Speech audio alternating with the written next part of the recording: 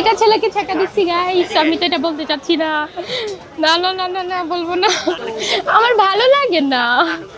বাসায় থাকলে আমি ঘুমাই, খাই, ঘুমাই, খাই, রিপিট। আল্লাহ, আপনি আগে আপনার কি আমাকে মনে হয় যে আমি এরকম মেয়ে? ছেঁকা টাকা দিই না, আমি ভালো মেয়ে? আমার কাছে এটা মনে হয় না।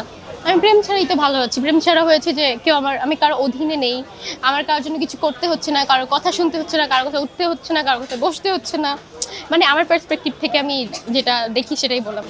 আমি আমার লাইফটাকে আলহামদুলিল্লাহ ভালো এনজয় করছি, ফ্যামিলির সাথে, কাজের সাথে, সবকিছুর সাথে ভালো। ভূমিকম্প, আল্লাহ, আমি লিটারালি ট্রমাটাইজ হয়ে গিয়েছি আমি। আচ্ছা, যেটা হয়েছে, আমি ঘুমাইছিলাম, আমার বাবা মা সবাই চিৎকার দিচ্ছে, লা ইলাহা ইল্লাল্লাহ সবাই পড়তেছে।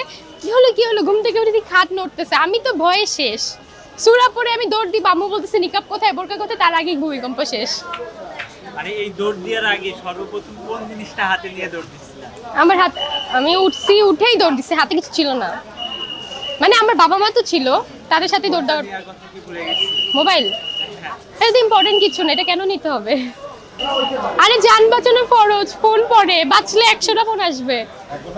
আরে সবার কথা, আম্মু, বাবা, জ্যোতি, আলামিন, সবার কথা, আমার নানুর কথা, নানুও ছিল না বাসায়।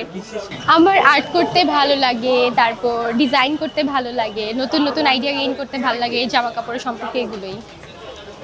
স্পেস নিয়ে, মানে স্পেস রিলেটেড যেগুলো আছে ওগুলো নিয়ে রিসার্চ করতে ভালো লাগে। পড়াশোনা যাচ্ছে, অনেক প্রেশার যাচ্ছে। কালকে আমার প্রেজেন্টেশন, আমি এখন এখানে। দিয়ামনি এখন কি?